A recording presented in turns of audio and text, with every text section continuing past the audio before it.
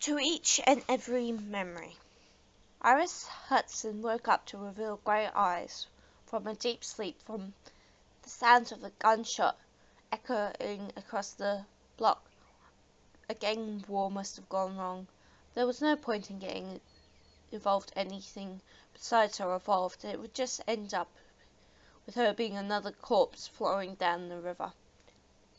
She pushed her black hair from her forehead and grimaced when she accidentally touched her pointed ear.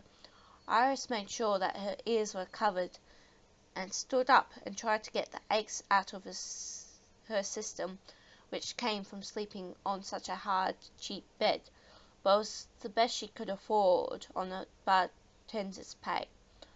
The clock was reading that it was 9 o'clock. 3 hours until she had to start her night shift at the club. It was no use trying to get back to sleep, she decided.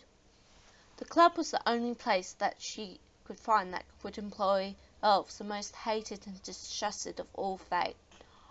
Iris had and did need money desperately when it was discovered, to shock and scandal, that she was a changeling and not part of the family she thought she was, and thrown out of said well-off family. The club itself was a small building tucked away in a small lane. Inside, the walls were draped in richly coloured artificial silk, except the wall taken up by the stage.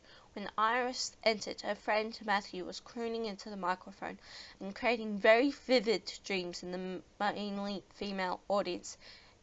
Incubus powers made her handsome angular face, partly hidden by red hair, even more handsome.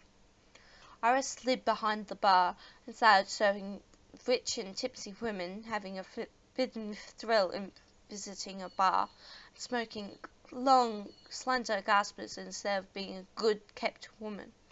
Matthew crooned on, while a tall, glamorous woman with light grey hair draped with fur and jewels entered the room. Most of this discussion stopped dead. It was Madame Jean, the head of a huge part of the smuggling in the city, and was a sulky who preferred land over the sea. The Madame slid into a seat at the front and looked upon the sight on the stage. More drinks were served as Matthew finished and led Madame Jean upstairs.